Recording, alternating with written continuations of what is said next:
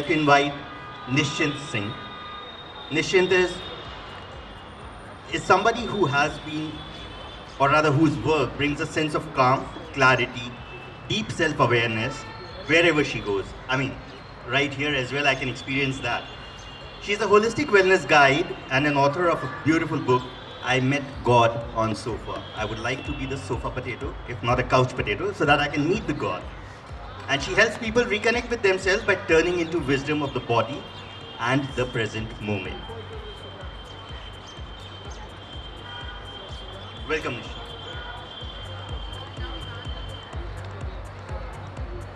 The next speaker is Dr. Deepika Krishna. She's somebody who knows how to bridge the world of clinical science and holistic well-being. She's the founder of Immunosciences and the medical director at Longevity and Beyond. It's a renowned health educator, author whose work focuses on strengthening immunity, restoring balance in the body, and addressing the root cause of fatigue, burnout, and chronic stress. Good to have you with us. And our next speaker is Dr. Rachana Khanna Singh. Her session brings in deep understanding of emotional health and the psychology behind how we feel in our bodies.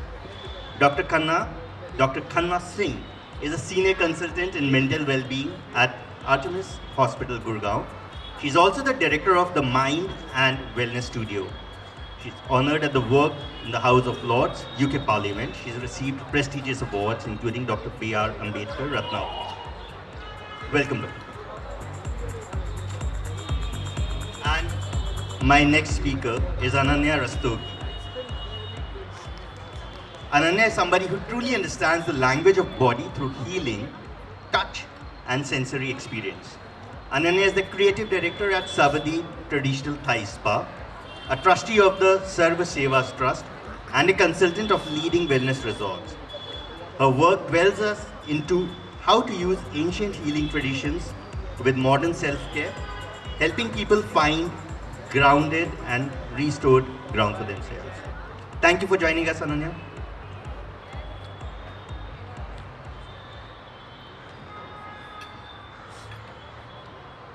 In the earlier sessions, the two sessions that we had, lovely sessions, good panelists again, and equally good is this one, wherein our experts are going to be talking about various aspects. And the biggest concern for us at this point of time is our mental well-being. How is it that the mental well-being of an individual reflects on his own self? How is it that he can carry on his day-to-day ritual? And how is it that the mind and body are related? Dr. Khanna, I'm going to talk to you on this one first.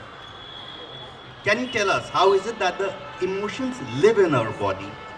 Anxiety in our chest, fear in our stomach, anger in the jaw, and sadness in the breath. Thank you so much. I think, even if we go back to the main WHO definition, which was there while we were studying, it talked about that disease or health. Being in health is being well in mind, body, and soul or spirit, right? So, unfortunately, we did not give too much of importance to the mind earlier. But now, as specifically post-COVID, we've seen that, mental health has come completely onto the forefront. I also want to tell most people that 80% of the illnesses are psychosomatic. That means most of your illnesses today are lifestyle disorders, whether they are even cancers, neurological disorders, psychiatric disorders, high blood pressure, diabetes. They are all originating actually from the mental side. The mind and body is completely linked. If we may have the bestest of body in place, but if I am feeling anxious, I'm feeling uncomfortable, I'm never going to be well. And the reverse. I may have the most beautiful mental health in place, I could be meditating, but if I am not well in my body, if I'm obese, I've got illnesses, again I'm not going to be well. So mind and body goes completely hand in hand. And having said that, you asked about the symptoms. Why do we feel these symptoms in our chest? What happens, So 70% of the times, this is what the APA research shows us, that 70% of the times when we feel emotional distress, it is projected onto the body.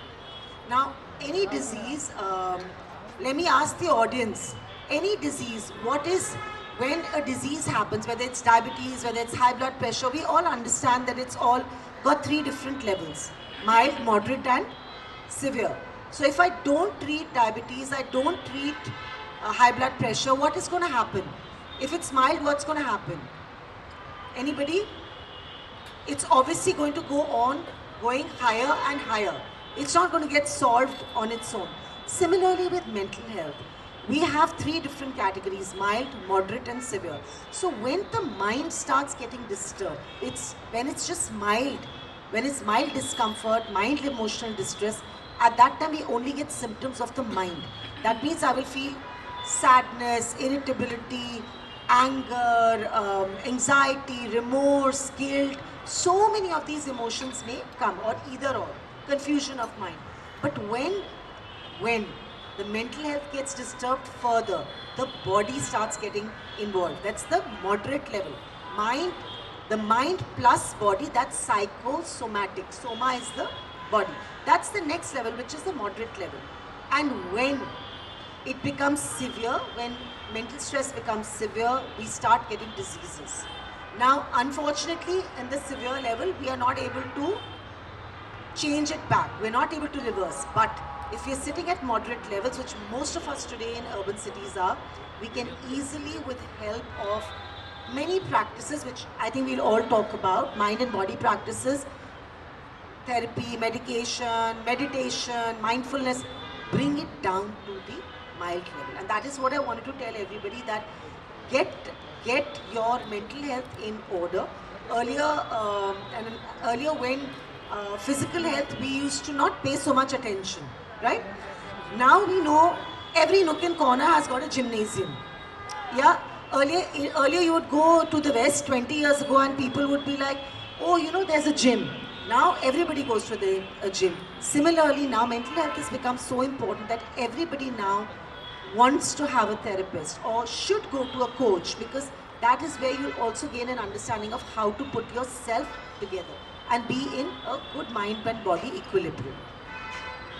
So the mind and body, I mean, this is such a connect that kind of drives our everyday life. Nischint, you have been practicing yoga. I think, everybody has said that you need to align up your mind and body. The first thing that you need to do is to get into yoga. The moment you start doing yoga, your life automatically falls in line. Tell me, how is yoga, it helps connect with the breath and balance the emotions of a human body. There's so many people whom we see are depressed, and the first thing they say is connect within yourself, look for the answers within yourself. How would you go on to that? So good afternoon. So this is a good point, and I will talk about, I think, my own life here. So I also had a disability in my spine, which further took on to depression. Now, whatever I teach today in the form of yoga or meditation stems from what I went through. So at that time, yes, with the disability, as Dr. Rachna said, it does affect your mind. Depression does set in. Your body doesn't respond happily to anything in life.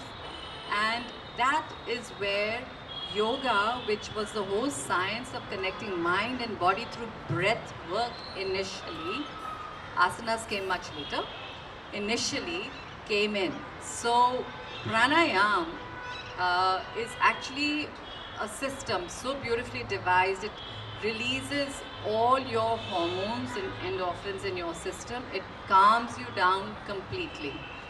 So today I work a lot with people who have cancer. I work a lot with people who have serious depressive issues. And one medicine that has worked over my 30 years in this field has been actually more the breath work, the pranayam, than actually the asanas.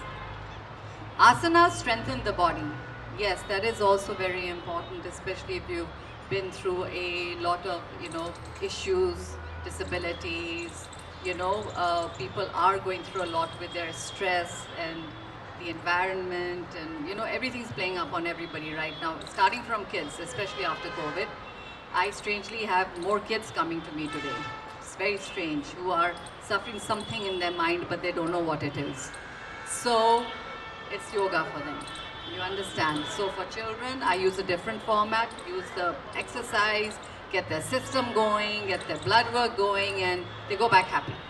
Yes, with people who have dealt a lot with major depression or things they can't sort of sort out in their head, cancer patients, we work with breath work, because both these in conjunction will calm your system down, eventually puts you more together as a person. Very interesting. I mean, you've said that, it's all, in a certain manner, what we have till now believed is depression is nothing but it's in your mind. You go out, meet people, have coffee, play around, and you'll be cured. No. Dr. Deepika, I'm going to come to you now. Like I said, we often think that the burnout or the depression, it's all in the mind. But you see it coming on your body as well. Yeah. What are some early immune or hormonal signals that the body gives us before it becomes serious? Okay, that's a very interesting question, because it's important for us to understand that when are we catching up burnout. So a little bit of stress, a little bit of high cortisol is okay, but when the cortisol is persistent, then the problem arises. What I mean that when we talk about burnout are two kinds, right? One is outside, which is because of your work, your finance, your maybe something happening in your family, etc. And one is inside. Do we have any question? Okay, sorry. So, and the another one is inside. When we talk about inside burnout and we want to see the symptoms, the first symptom which we notice is a continuous persistent high raise of cortisol. Now, a little bit of cortisol, like I said, raising is very good, because cortisol works, which is something called HPA, which is a hypothalamus pituitary axis. So whenever we have any kind of stress, that get activates, and the raise in cortisol happens. But when the rise remains persistent, then the cortisol, the HPA axis, it flattens. That's a little dangerous situation. We don't want that to happen. Similarly, the first thing the cortisol raises. The second thing which happens is your thyroid hormones goes completely upside down, and hence we see cases of hypothyroidism and various things like that. The next thing which people generally see is your sex hormones, which are your estrogen, progesterone, your testosterone. That goes into complete chaos, and then people start noticing things like hair fall, excessive or sweating, maybe unnecessarily weight gain, which is without any reason, and then the situation goes to insulin resistance, and various other conditions.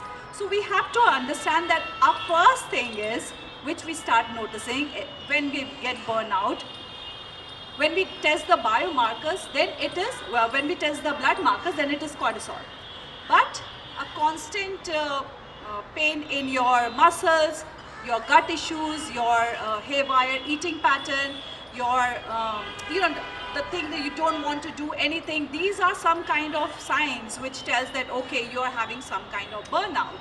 So if that answers your question? It does. Very well said. I just want to add something. While you talked about depression and burnout, they're two different things, right? And also today what's happened is, because of social media, because of a lot of awareness, people are using the word anxiety and depression as just a common parlance, whereas that is not the way it is. When we have high stress, we could be feeling sad. Sadness does not translate into depression. Depression and anxiety are clinically diagnosed illnesses. And like rightly Nishi said, that the newer generation, they just start, I have a 5-year-old who came and said, I'm depressed.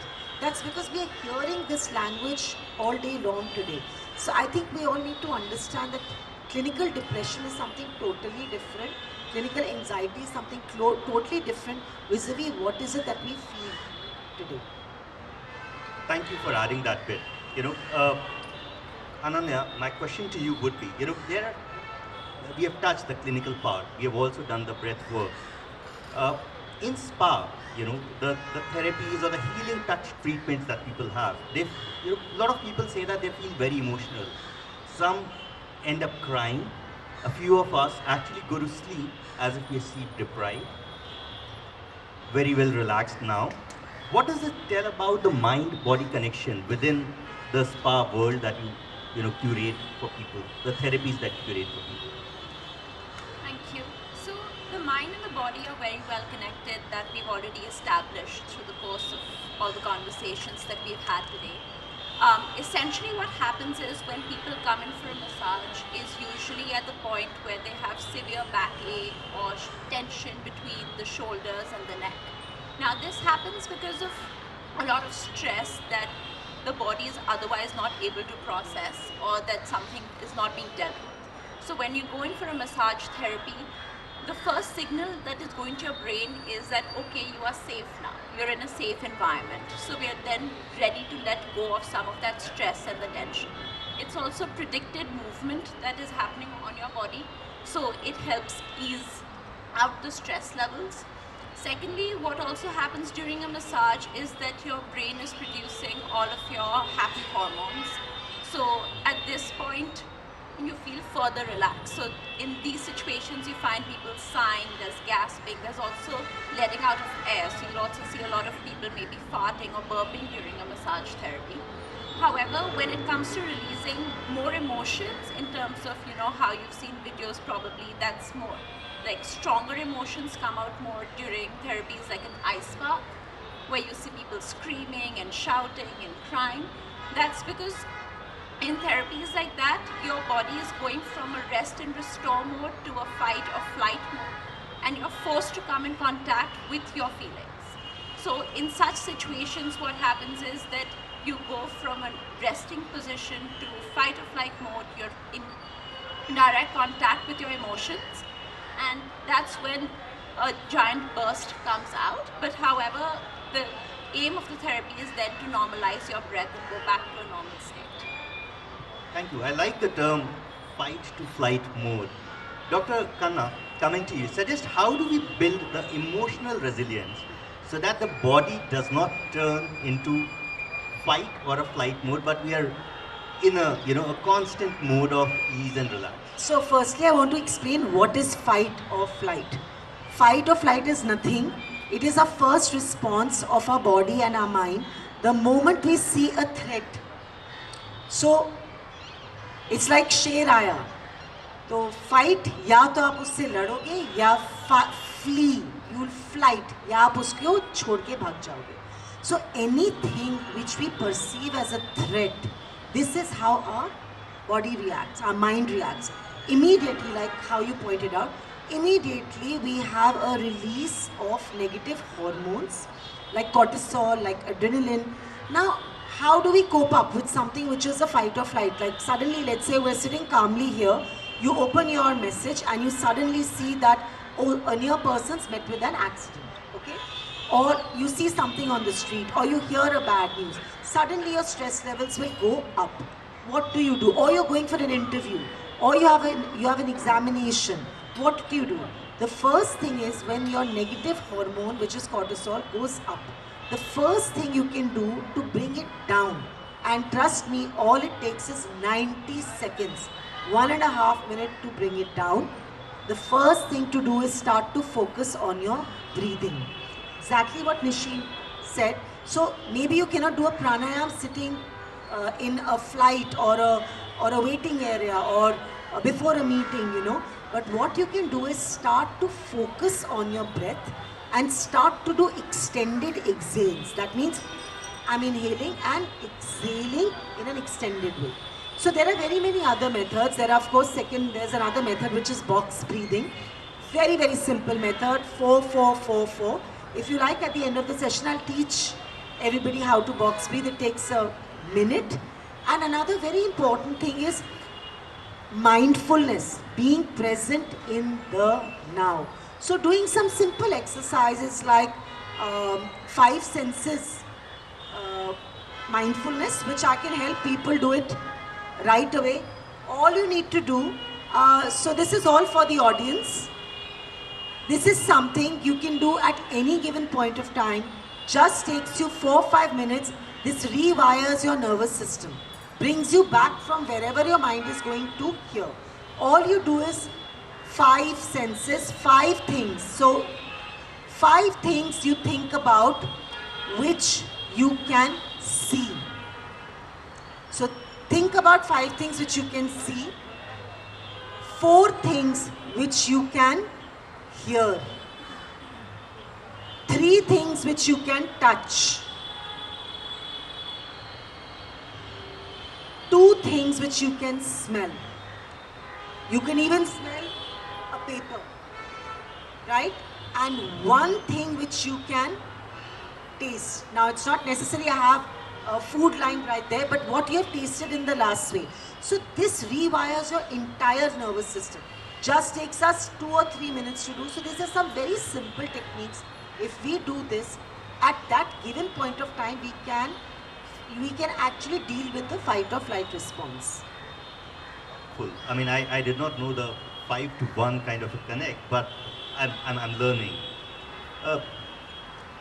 Dr. Deepika, now many people today struggle with fatigue that doesn't go away with rest. From your experience, what is the body trying to communicate through this constant tiredness?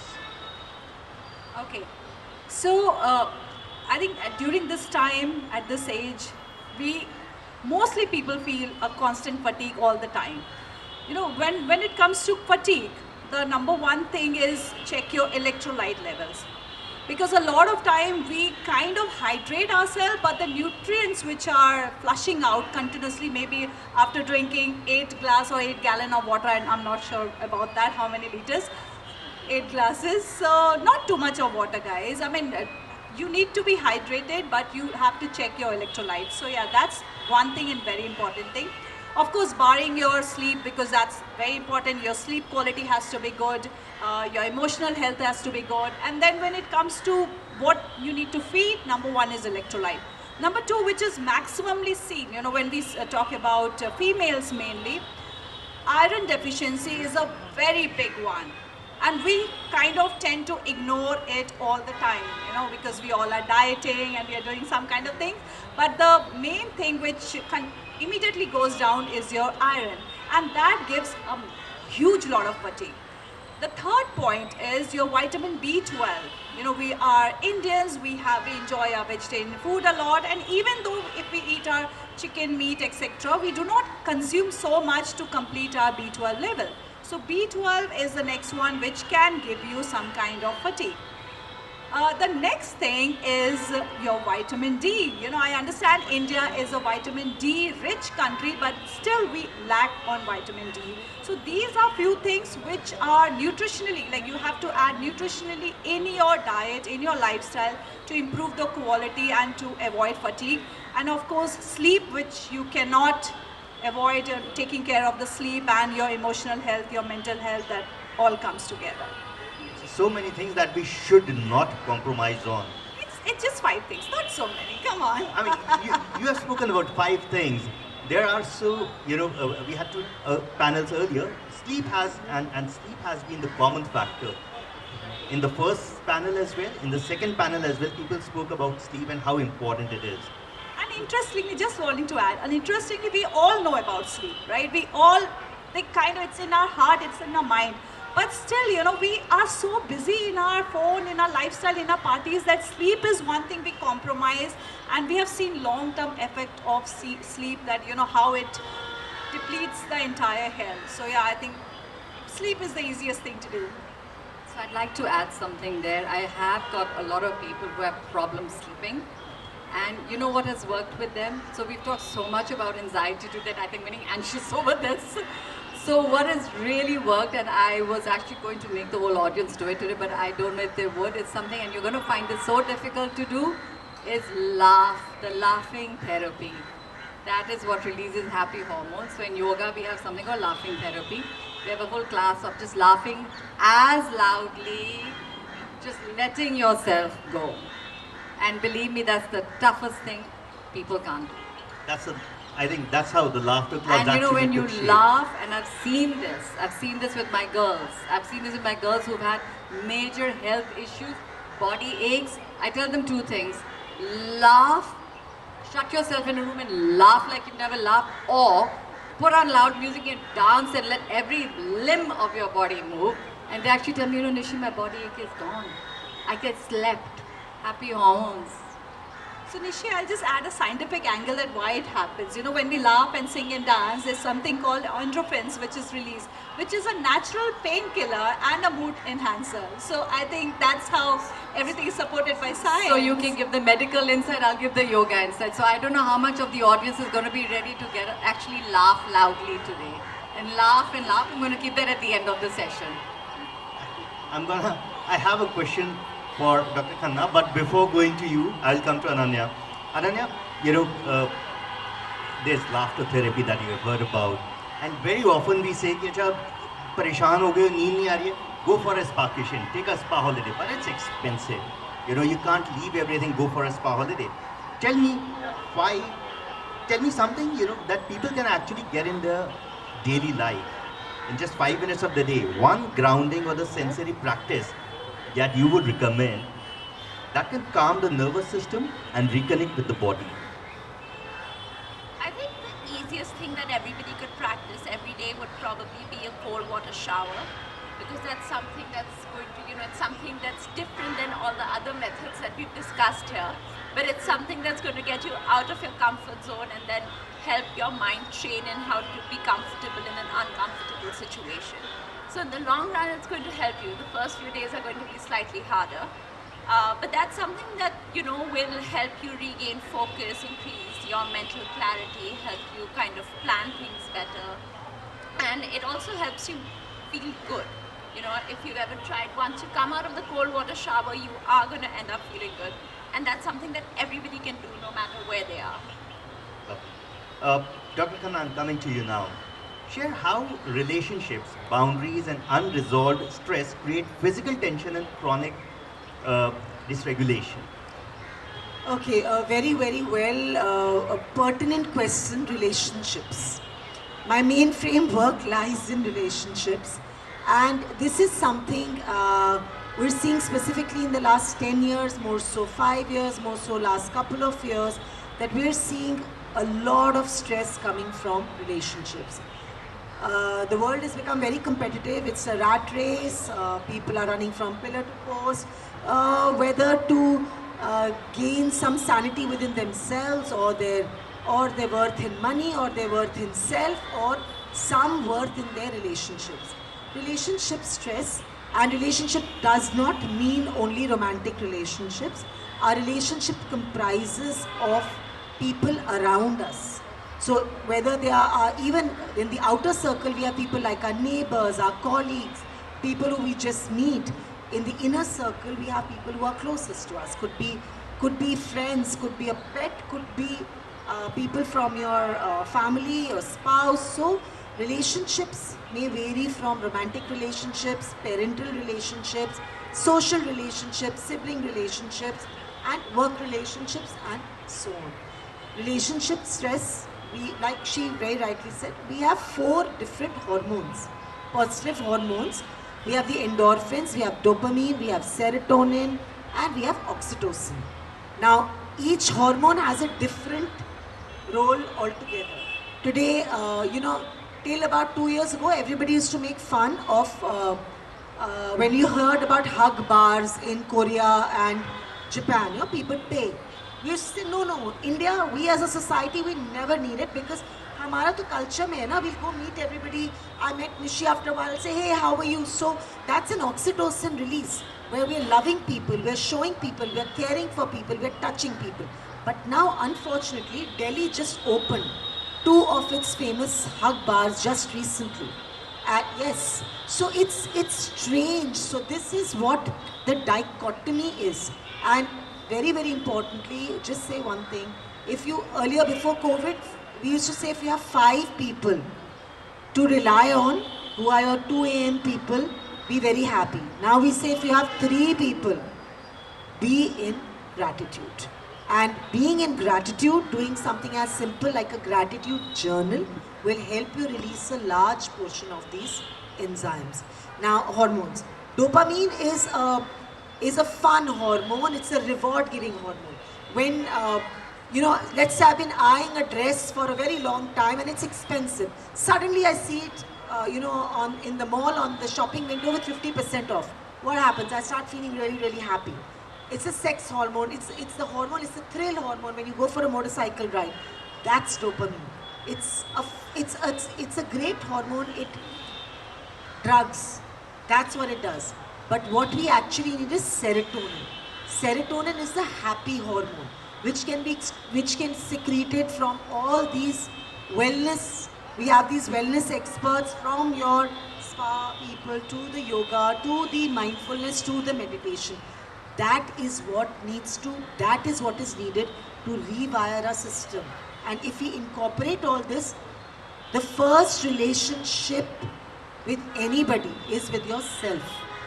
If I'm happy in myself, all these relationships I talked about, you're going to be happy in that. That's a lovely cue. Nischint, I'm going to come to you with this. The relationship with your own body.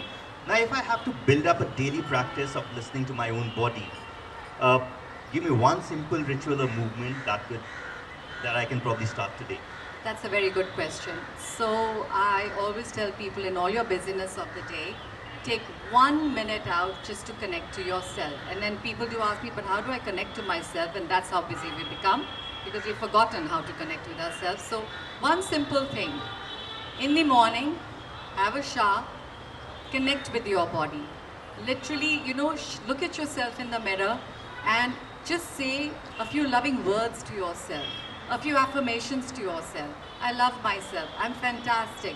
I'm beautiful. I'm the best person possible.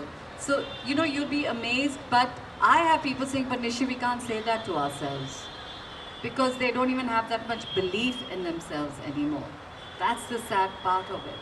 And today, I have to give people affirmations. Bolo, keep telling yourself, I'm beautiful, I love myself, I love my body. They can't even do that. And when I tell them, okay, aankhein band kar lo, deep breathing, connect to your breathing. Oh, I can't, my mind, I'm thinking so many things, I've got so much to do. This is our state of affairs today. So, with each person, it is so different. I have to work so differently with everyone.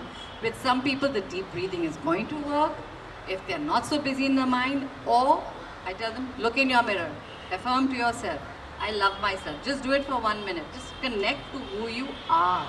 That's all that's required. And that also does not happen, unfortunately, in this day and age. So, this is my advice to everybody sitting here. Really, while you're brushing your teeth in the morning, look at the mirror and just say a few nice, kind words to yourself. I'm blessed. I love myself.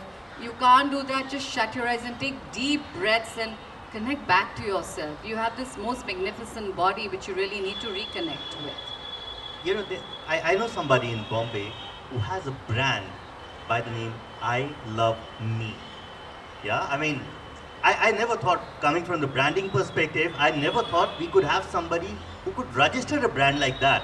But it's working wonderfully because somebody has already done that, and I have somebody here speaking about it. There's so many times when to feel good, we just go out and kushi ice cream kha lete hain, mood uplift ho jayega, change ho jayega. Tell me, does gut health influence your normal emotions and stuff?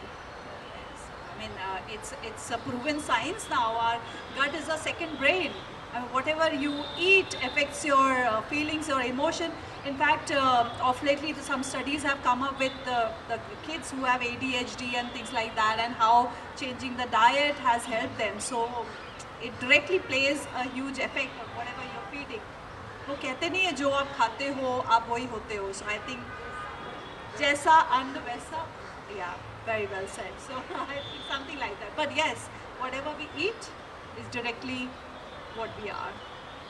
At your spa, Sawadhee, tell me, Ananyah, do we have, what is it that people come to you with the most requested therapy? What is it that they ask for? Do they say, my back is aching, or do they say, I haven't slept? What is the common thing that you would have seen which is consistently growing in the spa world? Or Not all posture, like from working a desk job, it's actually all the tension and stress that's been accumulating over there. So I think that's one of the core reasons that people come. Of course, now things are changing. There are also a lot of people who, are regularly going to the gym, working out, and then they have stiffness, so they come in. But I think stress is a major cause of concern. fantastic. I think if you have any questions, do we have? Great, no. So I think I'm going to sum up this panel. We have learned a lot about the somatic intelligence that the body gives us. Listen to the signals that your body gives you. If you're sitting for a long time, take a walk. If you haven't really been able to feel good, take deep breath. Go to a spa, talk to a doctor, go to a clinical examination for yourself. Feel good, move well, eat well, and be happy. That's the sum total of it. And laugh a lot, and of course, how can I forget, love yourself. Great, thank you so much, and it was a pleasure having you all here. Before I sum up, and Ananyah spoke about the neck and the foot reflexology work. You have the Sawadhee. Video. Photo le bhai. Camera ka.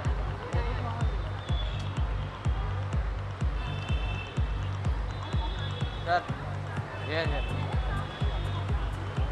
One take. In this camera.